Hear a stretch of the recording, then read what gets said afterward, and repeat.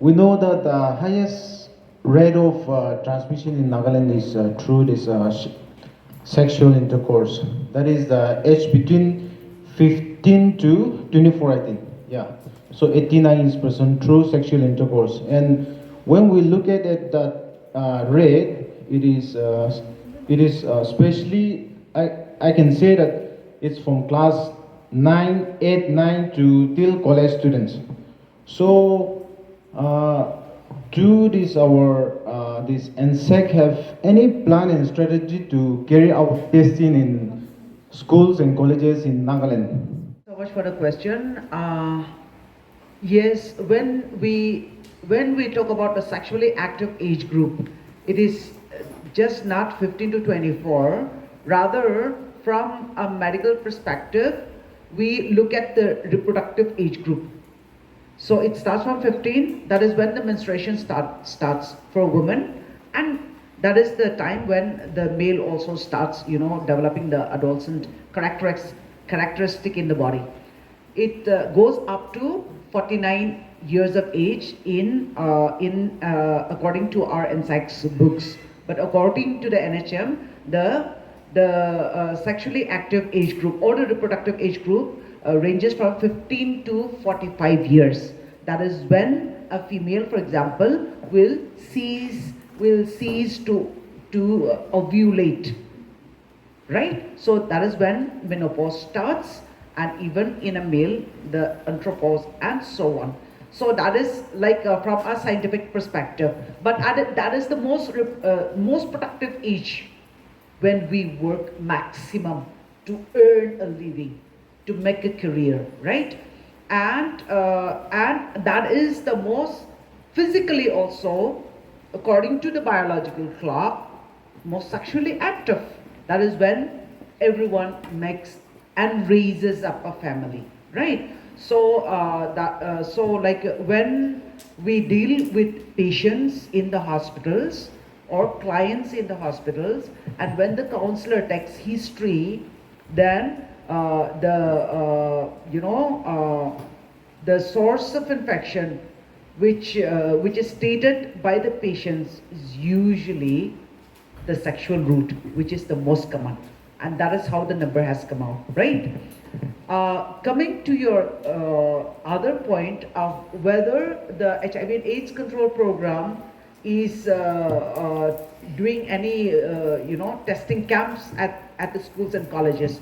I would like to reiterate before I go to the point that HIV testing and HIV testing services is through a process of pre and post test counseling.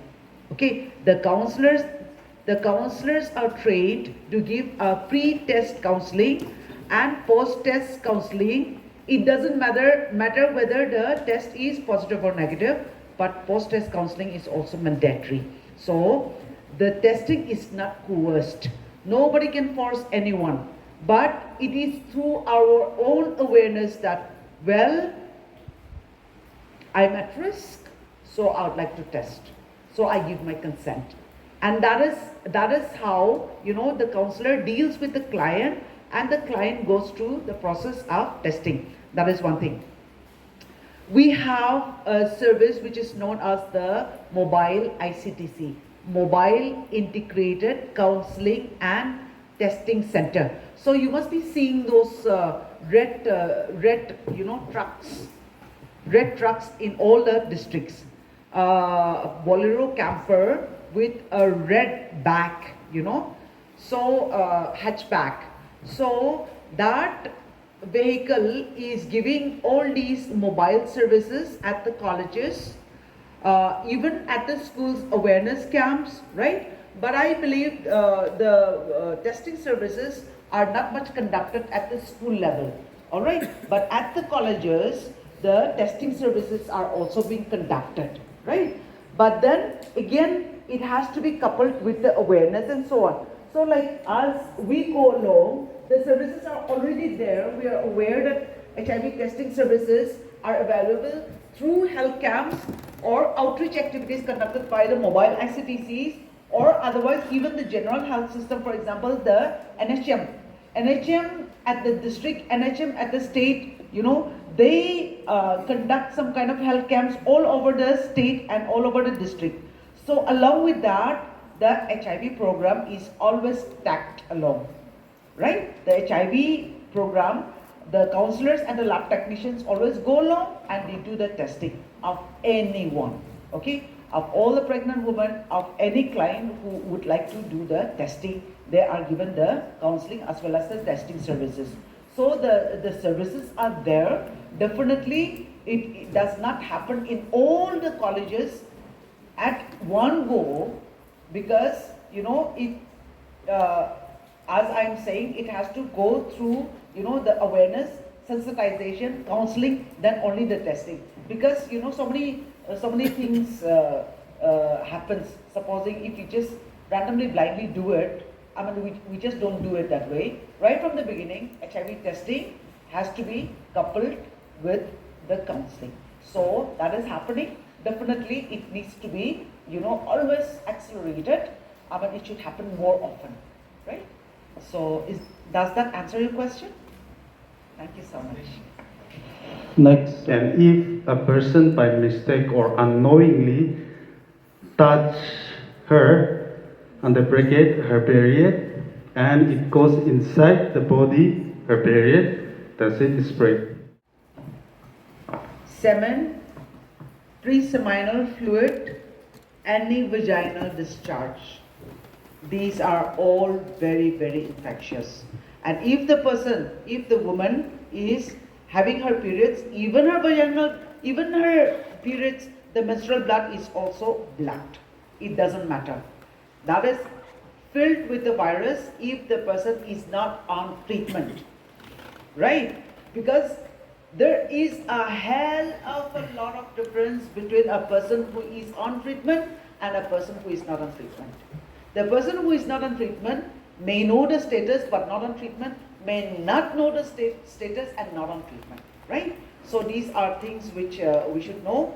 Very, very infectious, and entry through sexual route or through cuts and wounds.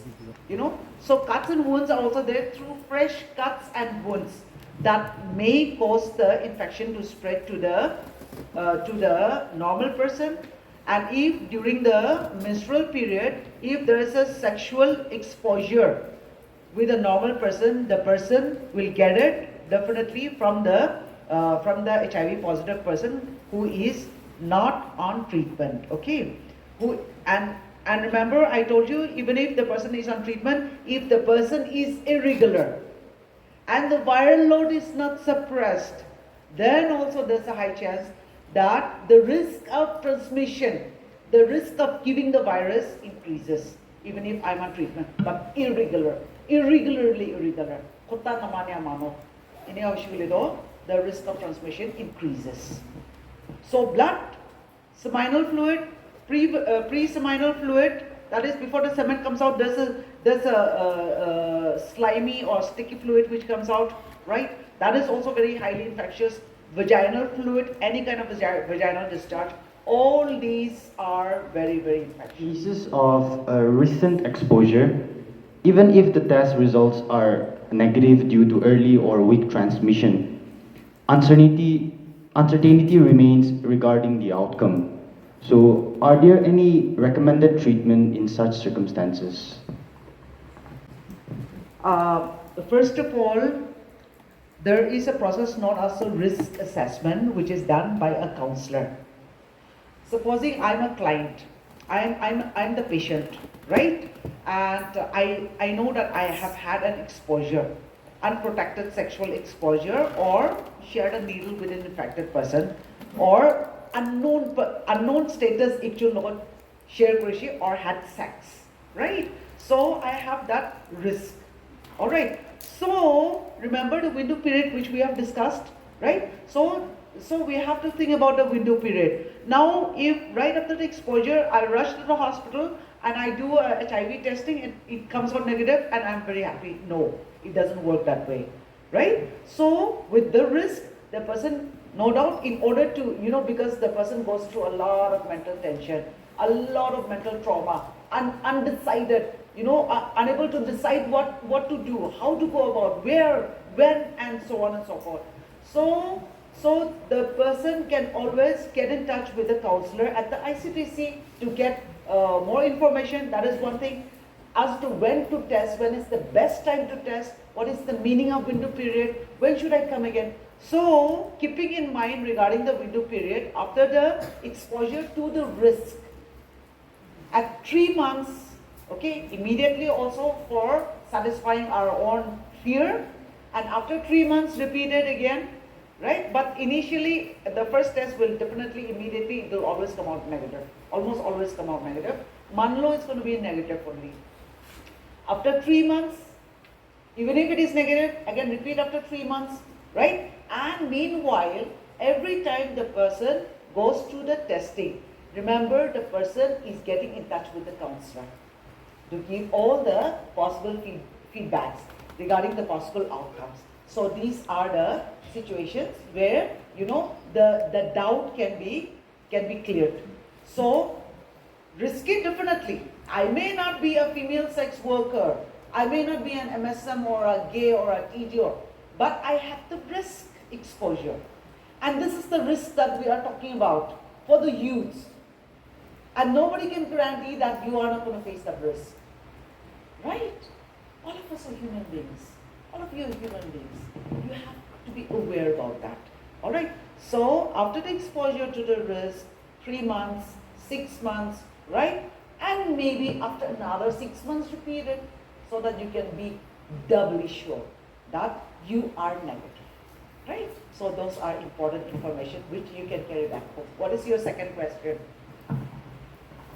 Thank you so much. Like you mentioned, without testing, nobody can tell if a person is HIV positive. So, what are the ethical and practical considerations surrounding the disclosure of HIV/AIDS status in various social and professional contexts, and how should this be navigated? I'm sure Yuni also might like to add up 1 or 2 more points after I give my narrative. Exposure of the status has many connotations, and one is the counselor always try to talk to the client in order to expose the status to the spouse. Supposing I am HIV positive, my spouse is not yet tested, or I don't know whether my spouse is positive or not. Probably we can test because you know these are very, very sensitive things when it comes to exposure, disclosure, and so on. So the counselor talks with the client in order to come out with a solution so as to disclose the status of the HIV, because they know how to do it with all the scientific facts and figures. And even if, for example, I'm a mother who is HIV positive, you know, the blame can't be just mine. I might have some, you know, risky exposures in the past, but probably I must have got it from my husband. Or who knows, I must be solely responsible. But when it comes to disease and health, then the responsibility of how well are we planning to deal with it and the life beyond, from today onwards and tomorrow and the life beyond, not regarding the things, the days or months which has already passed. It has become a thing of the past. You cannot undo it, right? So with different counseling techniques, the counselor sits with the client, and this may take a long time. Sometimes months, sometimes years, and sometimes not directly, but through, you know, different means. The counselor, I mean, they are, you know, they have so many different ways of approaching to a case of disclosing HIV status. You know, it is easier to disclose to the family relatives of the person who is infected than to a spouse, because we have already also heard from Uni that, you know, result ula lagat din dadi brahi hospital brahi chakra shuru kore. You know, there are so many social aspects which we have to think about, not only the health aspect of the client. So there are so many ways, and also sometimes it might involve a second party or third party also to expose. And also we have to be aware about the HIV and AIDS Act. There is an HIV and AIDS Act which protects the privacy of the client, right? So with all this awareness which the counselor gives to the client, and with a clear understanding and with a clear mind, the process of disclosure takes place ultimately, because we just don't care for the mother. We have to care for the whole family.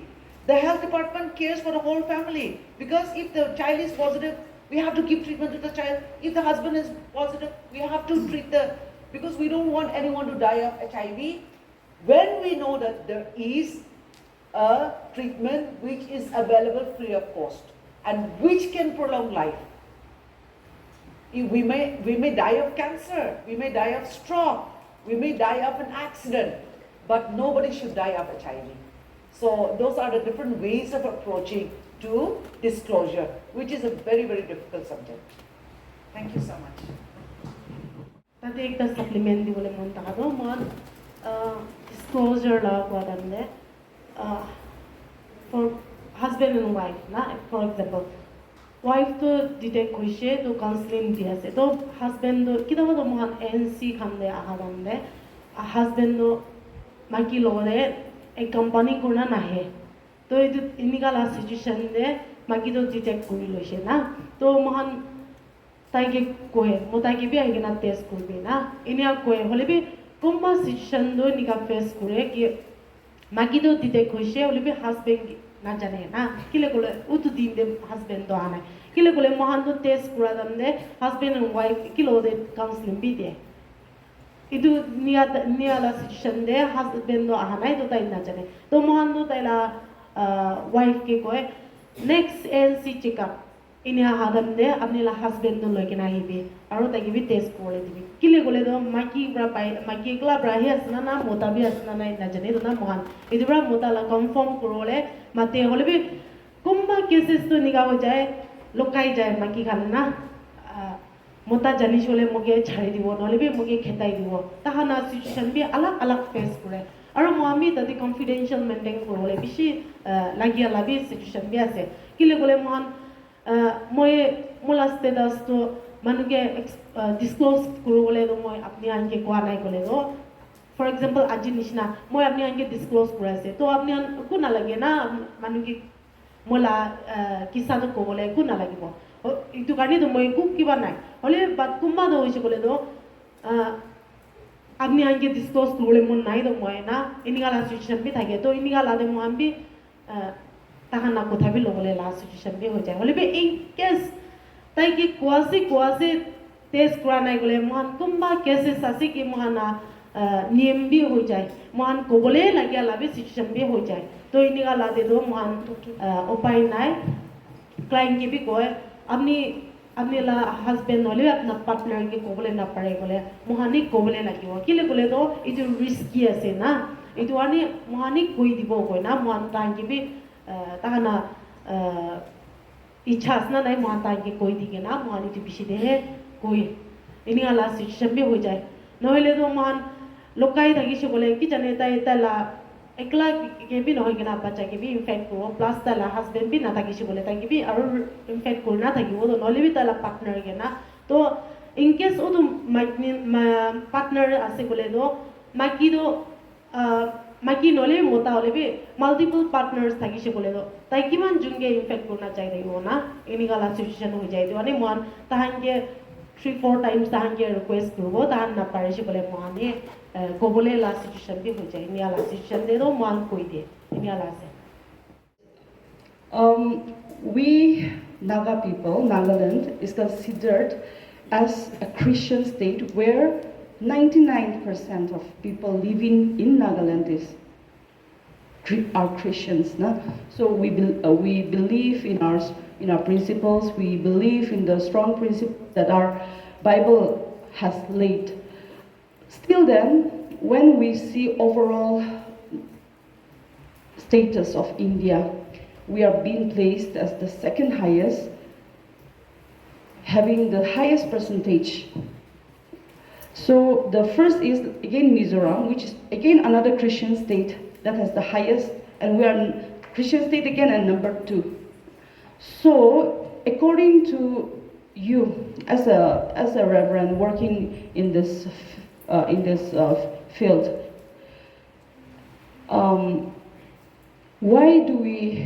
why is that so? Because when we look at the percentage of the distribution, there are 4 routes of transmission, and when we look at the 4 routes of transmission, the distribution, the sexual route of transmission is the highest.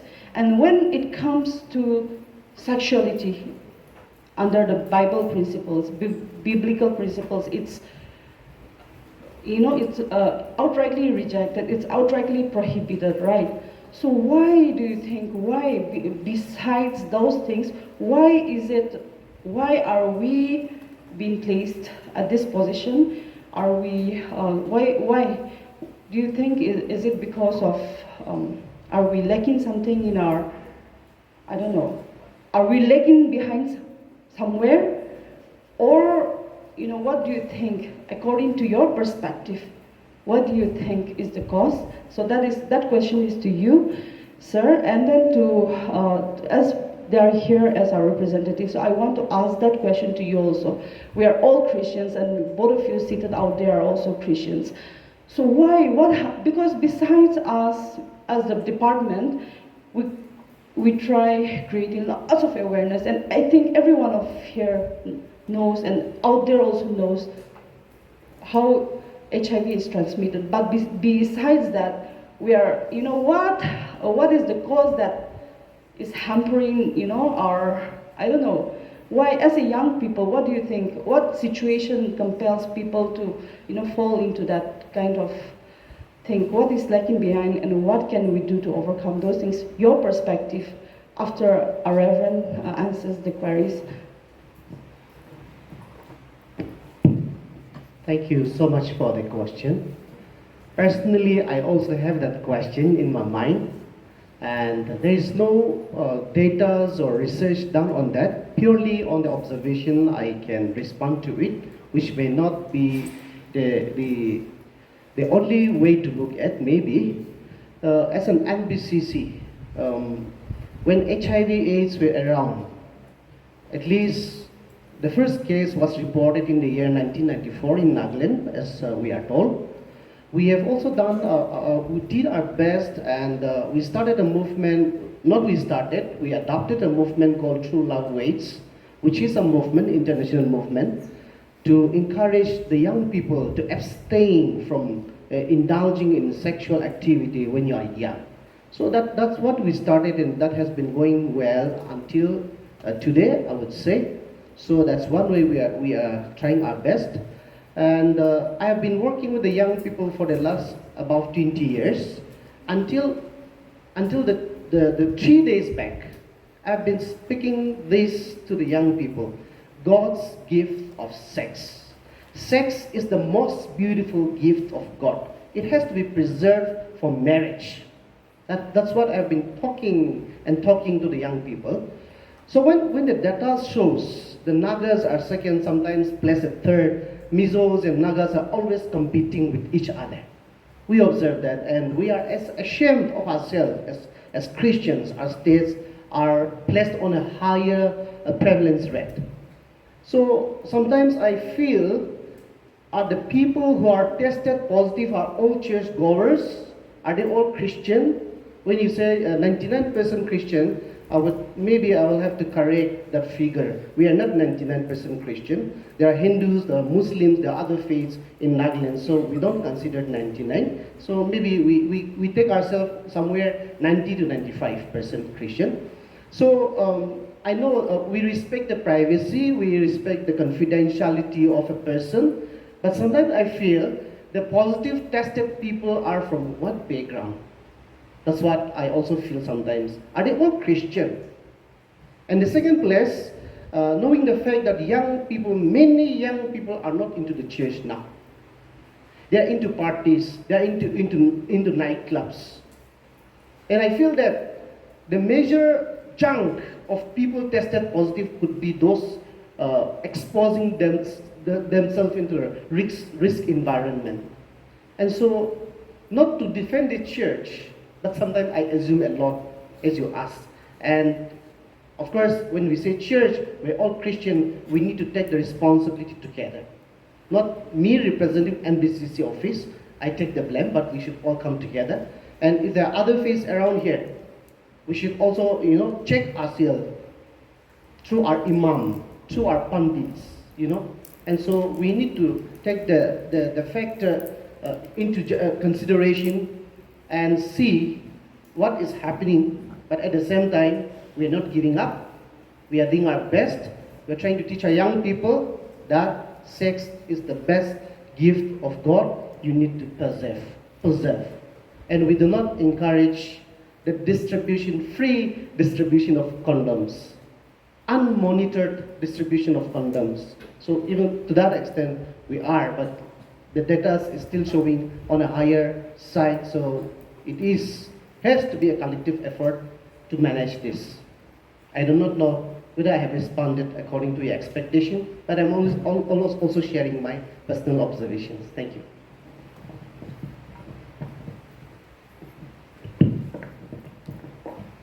In my personal opinion, I feel like if we are close to the church, we're bound by the Christian norms and moralities. But when we go far from the church, when we go outside the church, we're exposed with the different environments. We meet different people, the peer pressures and all. And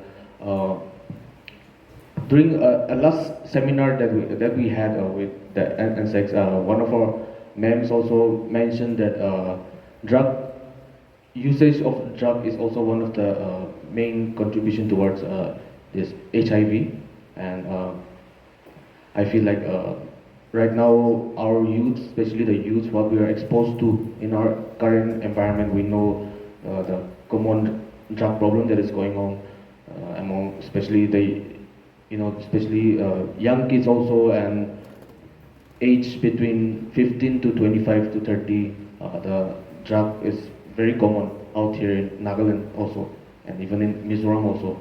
And why this need to take drug, or this why we're exposed to is, I feel like unemployment is also in a way contributes to the need for money. So when we need money, we need to survive, and we are addicted to something, we tend to fall into the wrong places, and all these small things eventually leads to also HIV, in my opinion. Thank you.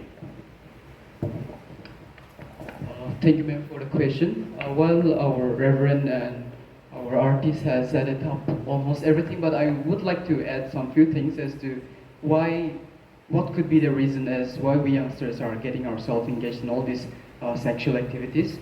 Well, first thing first, that is, I think we have to acknowledge that at this age we are all growing, and so there is changes happening in our body, and that hormonal changes and changes in our appearance and all these things. And we should not shy away from this. With all these changes happening in our body, so do the sexual desires do arise. That is something which we all have to acknowledge. And like our Reverend has just said, I also truly believe that it is lack of faith, I should say, and also the lack of right education and awareness that is causing to all these social evils.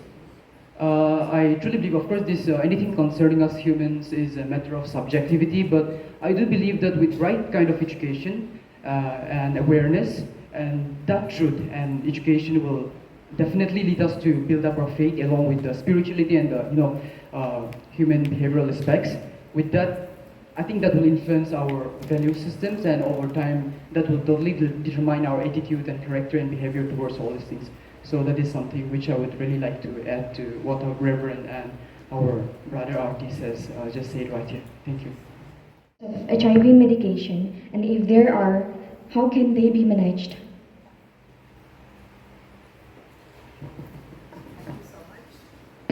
Thank you for the question. Very pertinent question. There are some side effects, but most of them are tolerable. Okay, so like slight dizziness, headache, body ache. These are some of the common side effects of the present HIV medication, which is used for the first line therapy. All right. So almost like all the drugs have side effects, right? Even for example, if we talk about amoxicillin, we take amoxicillin for one infection, but a lot of times when we take amoxicillin, again diarrhea starts. So some of the most common side effects that the ART centers have noticed are dizziness, slight dizziness, headache, body ache. So beyond this, the side effect of this first line therapy, we call it TNT, okay, tenofovir, lamivudine and dolutegravir.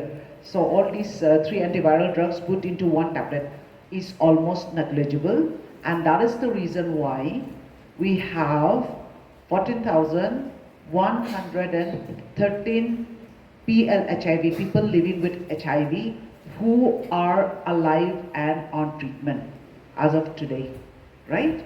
If the side effect was so bad, they would have all died, not because of the disease, but because of the side effects. But the side effects are tolerable, and some small side effects like a little bit of body ache in my shoulder or my back, those are tolerable as long as I live a healthy life and pursue my dreams as a young person, right? I should not die of HIV. The side effects will not kill the person. It's tolerable. Thank you. So, are there any other conditions regarding intake of food, certain food to remain fit? As I've already, thank you so much for your questions. As I've already highlighted, if the treatment is not started in time, it will be important as the early detection is very, very important. If you are detected early, that means the treatment starts early, and so you may not, you need not do a lot of exercise in order to recover your health. But once the person's CD4 count is so much reduced, the immune system is so much destroyed, even if the treatment is started also, probably the person may not recover at all, or otherwise the person recovers very slowly. So when the testing is done, when the treatment starts is very important. Early testing and early starting of treatment is the mantra to successful outcome. So that is important. But anyway, if once the treatment starts, just like any other person who is sick, bedhi chaishi will be, mugan cha ek cup to extra, apple ekta extra, banana ekta extra, na chicken ekta. So like it's just the normal approach, but a good, nutritious, balanced diet is important. Okay, not only for the sick person, but that is also important for all of us. Nutritional facts are very important. This will take one whole week of seminar. Nutrition is very important, right? Anyway, for HIV positive person, a cancer patient, a tuberculosis patient, a COVID patient, any patient needs some extra nutrition to recover for the loss. Okay, it looks like most of the questions are directed towards Dr. Jamir. So I have a question for you, a very general one. I learned that the first case of HIV/AIDS, the first case was detected way back in 1990. And in spite of numerous progresses in tackling this issue, the discrimination, prejudice, stigma against the HIV/AIDS community in Nagaland still persist. 33 years have passed already, but it is so disheartening that the fight against HIV/AIDS stigma, discrimination remains stagnant. So what could be some of the causes why breakthrough has been elusive? That is for you. And then yesterday I was interacting with a prominent guy working in an NGO, and he told me that the church and the government has failed miserably in tackling this issue, And that's the reason, he has been very categorical that, that's the main reason why the NGOs have to step in to address this issue. So that question, I just want to know, has the church and the government really failed? That question is for our Reverend Sir. Thank you. Okay, thank you so much for the question.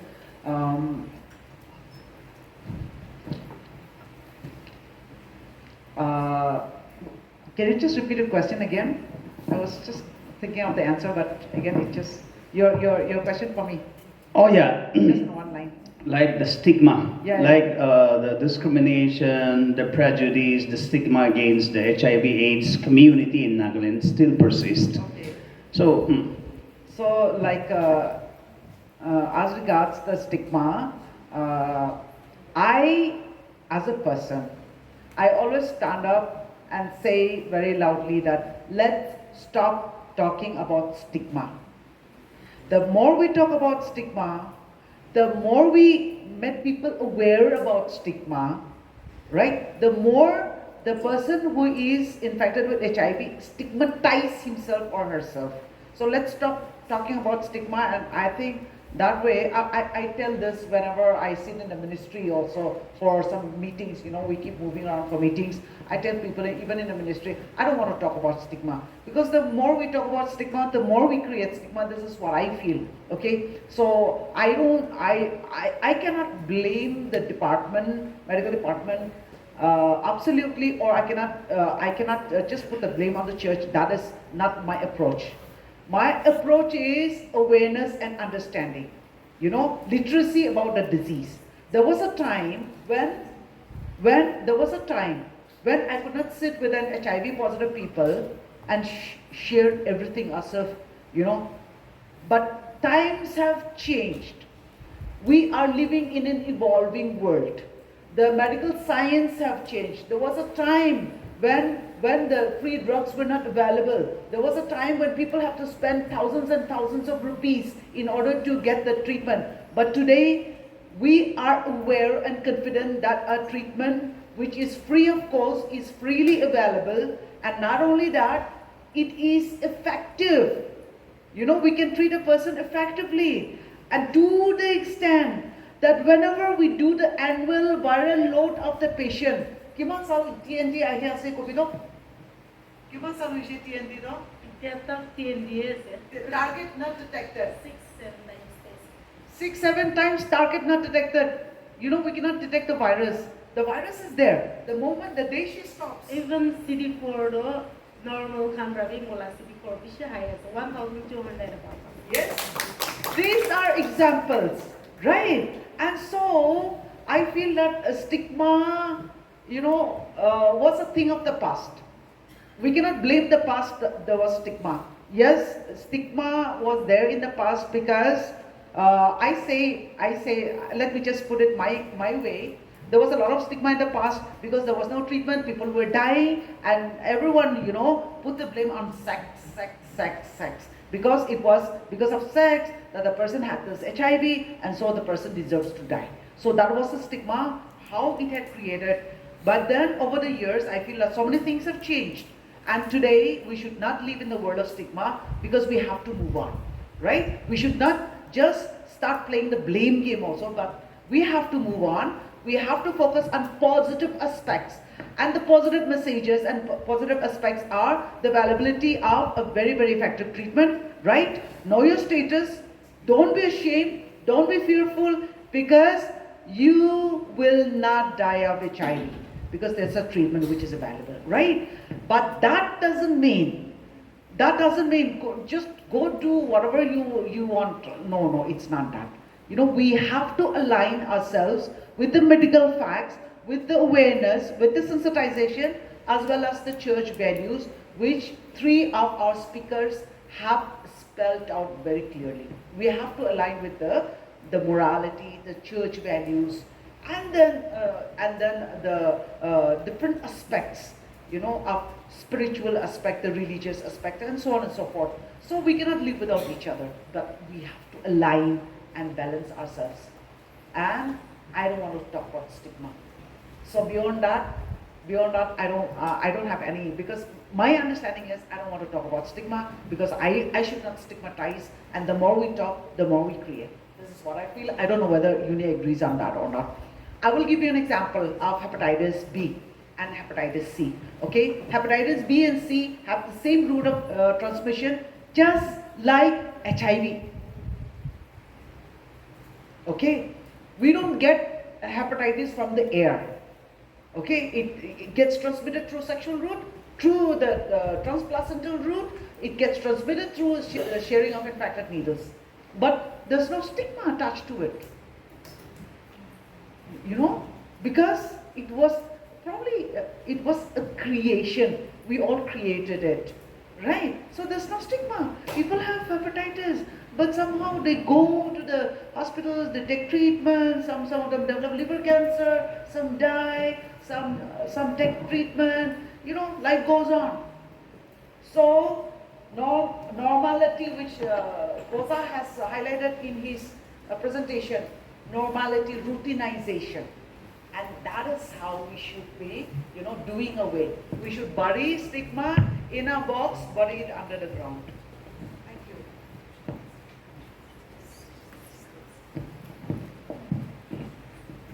Thank you for the question. Ma'am has says it all. When you say church has failed or government has failed, I will speak on behalf of the church. I would both say yes and no. I would say no because we have been putting our efforts, a lot of efforts in it. And I would say yes because there are still many more to do it. And so we are still striving. We're not giving up. We're not complacent. But we are doing our best.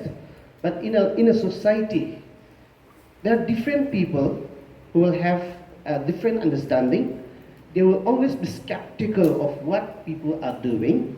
They will always judge, but they will not contribute. I'm sorry, I'm not judging your friend, whoever says that. But there are always people to say good and bad, failure and success.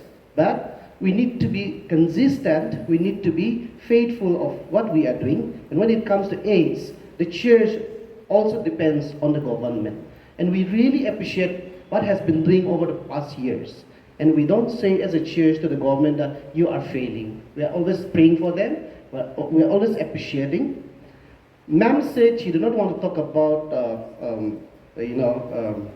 stigma, but I wanted to ask, in line with this, I wanted to ask the stigma and the discrimination attached to HIV/AIDS is because it is incurable, though it is preventable, though it is controllable. And so I wanted to know, where is the medical world heading towards this? Is there any possibility of coming out of a cure for this disease? I know you don't want to talk about, but I wanted to really know about on this. Yeah. Yeah, ma'am, before that, I think I have received the same questions from one of the RC members. Sorry. Okay, well, you were talking about ART. One of the question was cause of antiretroviral therapy and the government support for those living with HIV/AIDS. I think that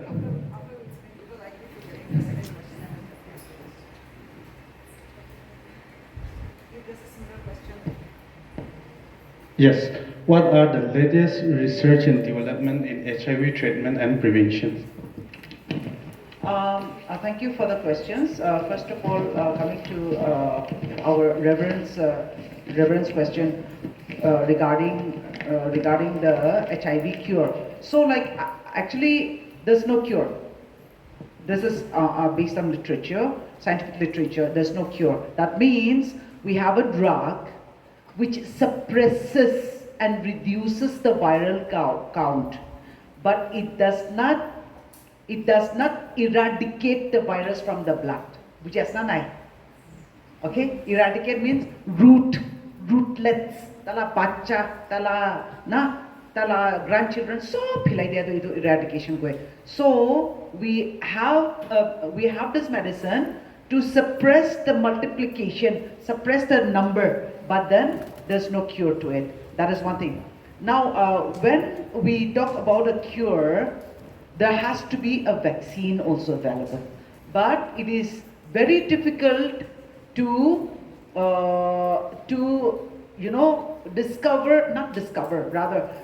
the research is going on and on, non-stop research is going on. But then it's very difficult to come out with a vaccine for some diseases because of the different strains,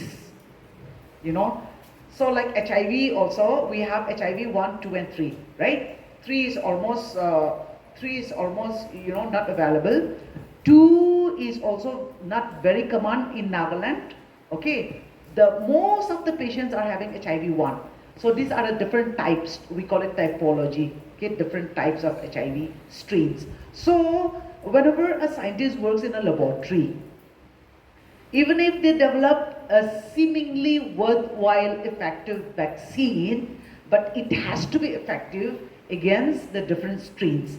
And it is not very easy to come out with such kind of a vaccine. That is one thing. Even for tuberculosis, that is the same answer. Why till today tuberculosis is one of the oldest bacterial disease, but we do not have a vaccine against tuberculosis, right? So those are some of the things. Another scientific reason as to why it is not easy to come out with a vaccine is today, for example, after 1 year research or 2 year research, the scientist comes out with a vaccine. But by the time this vaccine is available in the market, the virus has already mutated. COVID like a mutation now the first wave was too bad. So many people died. Italy, Germany, UK, US, India. Now, Nagaland was not yet infected by that time. Now, first wave, I had Nagaland virus to but probably during the third wave only the Nagaland was affected. So, third wave was also moderately bad for us because we have a very sparse population. But over the months, when it went from wave to wave, COVID positive that is because of inherent quality of the virus which keeps on mutating. Now, though, although I don't want to come to conspiracy theories because we are sitting too long, but let me just tell you a small story because I want you to understand the concept. Well, you must have you must be remembering where COVID virus originated from. Nah, because it was there all over the news that it had originated from China, right? And virus nobody sees probably. Wuhan lab ne kam kuri ase ulibi virus to kun chenda pra olai she dikanai accidental leak of the COVID virus from the Wuhan biological laboratory, okay, level 7 laboratory. Ininga laga type pura ula laga. So the accidental leak. Nobody saw, but it leaked, and it was the genetically engineered virus which leaked. Okay, so virus. I don't know, science students, like they used to take out a slice of, a piece of the polypeptide, and then they'll take out another one from another virus and insert it there, and they'll create a new virus. So, national research kora laga virus ikta leak kora laga so that it has some lethal effects, right? And they will test it among the rats, the pigs, the dogs, and then they'll test it in human beings also. There was also conspiracy that the Wuhan virus was actually modified lethally in order to use it at Hong Kong, because Hong Kong was having this, democracy protest, anti-Xi Jinping government protest. So in order to suppress the movement, students' movement at Hong Kong, right? Hong Kong was under UK, right? And they had handed it over, but then they had that, they had that agreement bond signed. After 15 years or 50 years only, Hong Kong will be handed over to the government of China. But before that, Chinese government started disturbing, and then the students started protesting because China was having a very heavy hand So in order to suppress the protest of the students in Hong Kong, they had created this. I'm just going a little out, okay. So itu laga virus to ulai gina. Tadi uluk Malaysia in Wuhan, some people died. It started actually not from 2020 January, but then it started somewhere around September, October, when people who were working in Wuhan had started suddenly dying. And then after that, it's spread to, through the travelers, it spread to the European countries, and then America, and then India, and so on. And finally, we also got it. So, meanwhile, the virus, which was actually modified, I'm not trying to convince you, but I'm just sharing with you my understanding, okay? Meanwhile, the virus, which was modified inside the laboratory, was undergoing different stages of mutations after mutations after mutations. So finally, when the virus reached Nagaland, the severity, because when the virus modifies, if it is genetically engineered, then it loses its potency, original potency, and then it becomes like the Purana it loses the modified potency and it goes back to its original shape. I mean, like, just what I learned from internet only, okay? So, nothing of my, it's not a story which is made up out of my own. Either the virus becomes too bad, too notorious, or the virus normally goes back. After its effect is over, it goes back to its usual earlier shape. So, I mean, as compared to other countries, Nagaland didn't have so much deaths, but people did die, right? So, itu nishna na. So, like, it is very difficult, coming back to our point, it is very difficult to make